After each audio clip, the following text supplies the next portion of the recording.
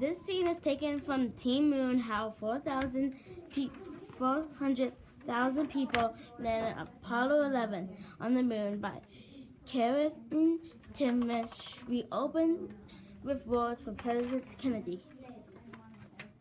I believe this nation should commit itself to achieving the goal before the decide is out. Landing a man on the moon and returning him safely to Earth. It was mind-boggling. The television itself had been a flat-out miracle, and now the technological wonders would very soon transmit pictures of the man on the moon.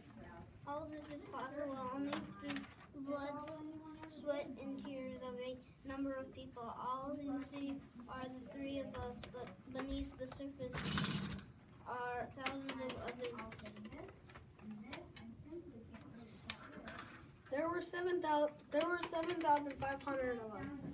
We designed, developed, and built the lunar model, Christian Eagle for Apollo 11, from ground up.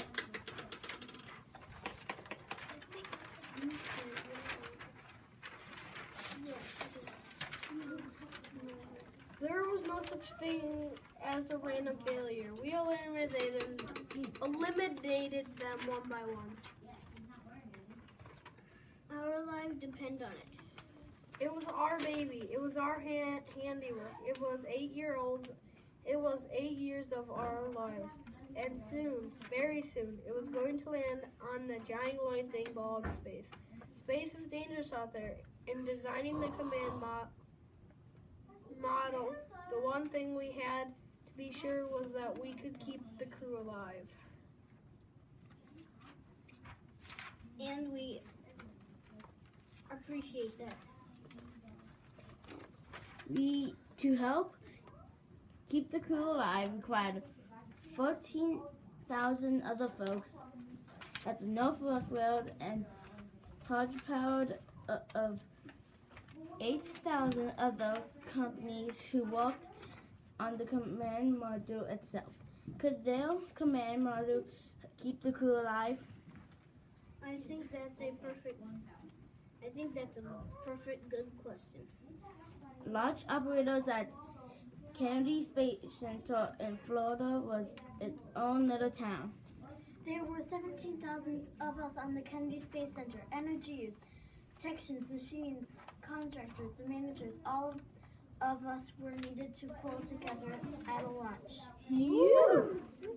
Check, test, stack the 3 rocket stages, roll it out, check, the recheck, full it, and ready it for liftoff. Woo! We 7 do a countdown to no test. Woo! And then it was time. July 16th, 1969. They were ready. We were ready.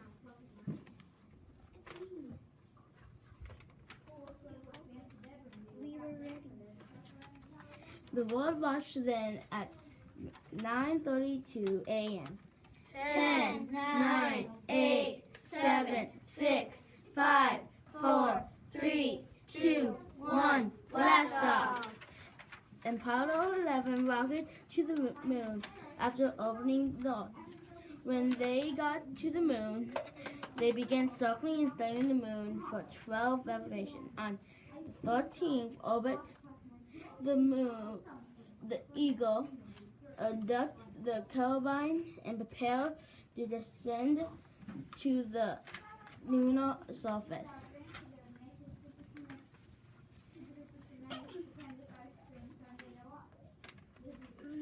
The Eagle was wings. Mission Control rated and watched and monitored the controls. You are go for PD.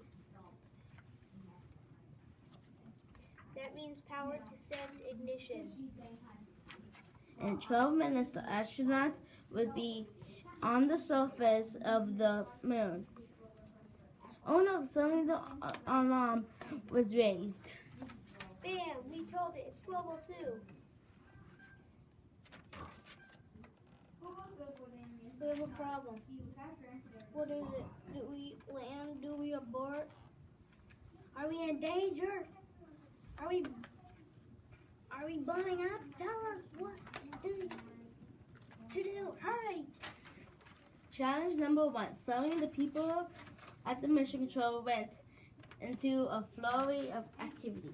Searching, sifting, sorting, plucking, juggling, judging.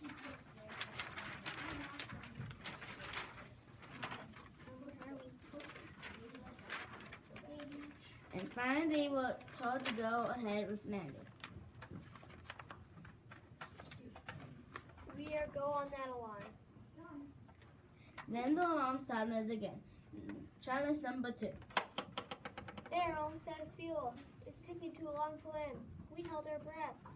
Click, the astronaut had landed on the moon. Woo! Challenge number 3. The temperature of the fuel line started to raise. From table to table, rushing. Telephone silent, telephones ringing. Slowly through just the part it was about to be relayed to solve the problem. The temperature dropped and it stayed down. The frozen slug had melted. Woo! It was finally time to walk on the moon. Roughly 500 people worked on the spacesuit alone to make that possible, and just what would happen to Neil Armstrong, the commander. It has feet on the surface of the moon. Nevertheless, the time had come, and for him to take the first steps on the moon. That's one small step for man, one giant leap for mankind. And the world went Woo!